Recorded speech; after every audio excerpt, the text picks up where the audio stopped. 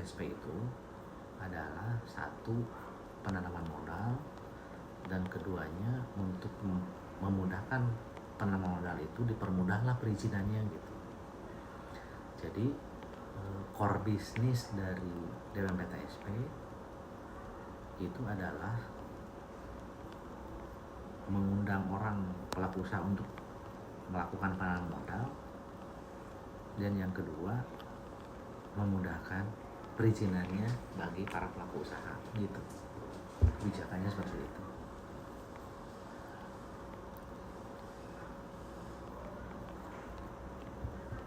Nah, nanti Jamal Najwa bisa dikembangkan, lihat di googling ya, visi misi DMPTSP. Oke. Ada strategi DMPTSP, ada visi misi, tak lihat di sana. Kata-katanya bisa saya kurang tepat ya, soalnya kan nggak lihat itu. Tapi kalau mau lihat kata-kata pastinya ada di googling itu.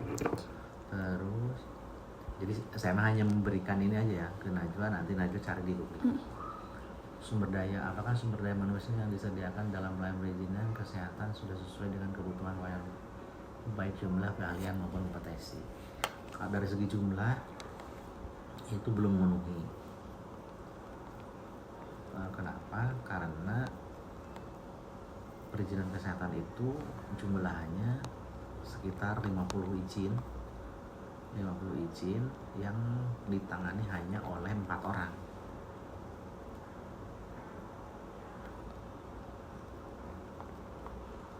Sehingga sangat dimungkinkan satu orang itu kelebihan fungsi, kelebihan beban kerja dari segi jumlah ya. Kemudian dari keahlian sudah memenuhi, kalau dari keahlian karena sering diadakan koordinasi dan konsultasi dengan dinas terkait, dan juga dilakukan bintek kepada SDM kita ya, termasuk kompetensinya juga sama, mencukupi gitu.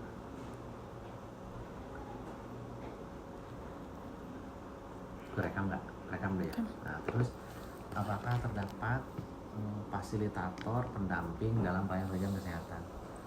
Fasilitator pendampingnya kita bekerja sama dengan dinas kesehatan dari segi teknis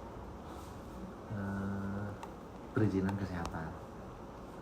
Kemudian dari segi IT-nya, sistem, kita didampingi oleh bidang data dan informasi Datin di DMPTSP.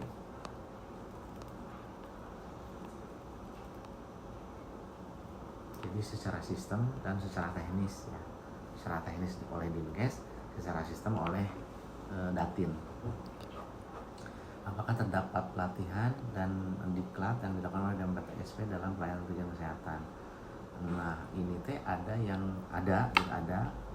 pelatihan yang dilakukan satu oleh Kemenkes pusat, misalnya tentang tadi pemberlakuan Undang-Undang 17 tahun 2023. Terus juga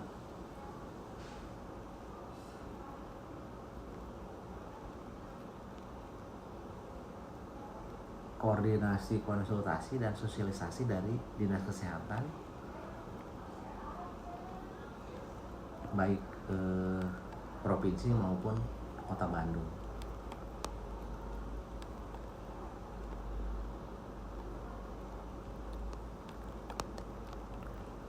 Nah, terus ketangkap ya. Nanti kan bisa diperpanjang saya di googling sarana, tapi googlingnya itu yang Kota Bandung loh, dan BTS Kota Bandung itu ya, jangan yang lain.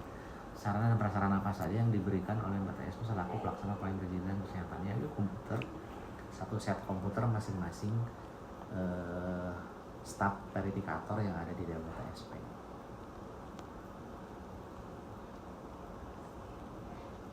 Ya bisa di internetnya kan, nah fasilitas juga ATK-nya, termasuk komputer juga ATK-nya, laptop, komputer portable. Komunikasi, bagaimana komunikasi yang dilakukan oleh DMTSP Kota Bandung dalam pelaksanaan pelayanan perizinan kesehatan melalui website Gampil. Maksudnya ini komunikasi dengan pemohon. Oh ya, ya dengan itu apa itu kan? Instagram itu medsos. Ya, di media sosial. Satu, komunikasinya dilakukan melalui media sosial. Di dalamnya komplit ada pokoknya apa Instagram, WhatsApp, Facebook, gitu-gitulah, komplit semua. Di medsos itu punya medsos sendiri. Terus sosialisasi yang dilakukan gitu. Terus juga tatap muka langsung apabila ada pemohon izin sektor kesehatan yang datang ke DMTSP. Kita menyediakan layanan berbantuan.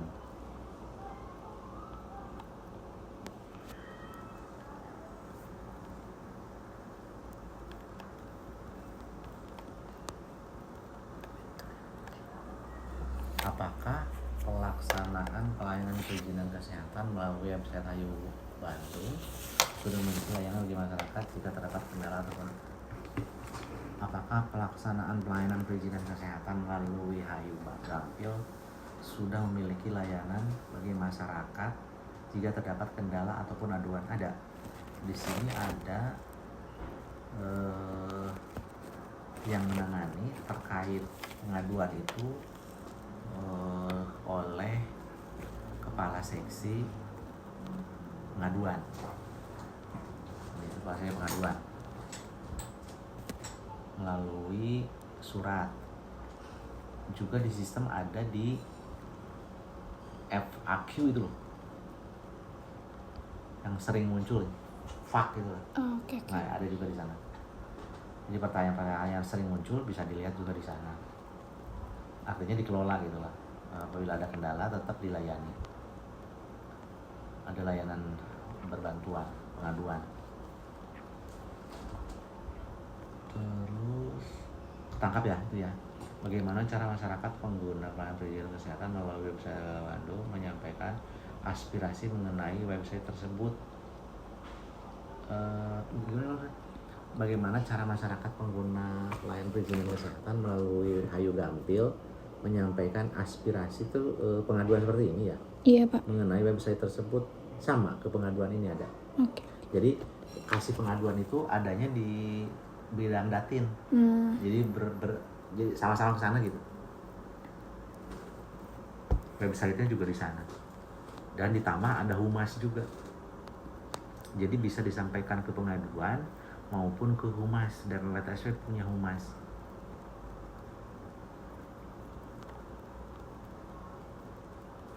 Daya itu dari komunikasi ya. Iya Pak. Dan sumber daya sekarang struktur organisasi. Apakah pelayanan perizinan kesehatan melalui website Hayu Bandung sesuai dengan kebijakan yang ditentukan?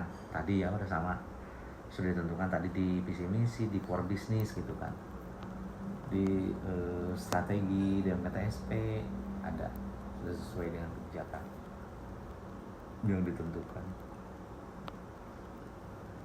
Nanti kan kalau dicari di googling visi misi itu nanti mengacunya kan ke Renstra Kota Bandung. Renstra Kota Bandung itu kita di misi 1 sama misi 3 gitu. Makanya untuk menyambungkannya, menambah kata-katanya digabung aja nanti di googling gitu. Jadi kebijakan, dasar kebijakannya tentu dari Renstra Kota Bandung. Renstra Kota Bandung nanti turun ke mana, ada strategi, ada visi misi, ada kegiatan gitu. Intinya. Apakah DMTSP Kota Bandung sudah memiliki standar operasional yang jelas dalam pengurusan perizinan khususnya mengenai pelayanan kesehatan? Sudah. Ya, SOP-nya yang tadi. SOP yang tadi saya yang kasih bagan ya ke Najwa, yang tadi kata Najwa itu. Ya. Nah, SOP-nya itu. Sudah punya, jadi sudah punya SOP.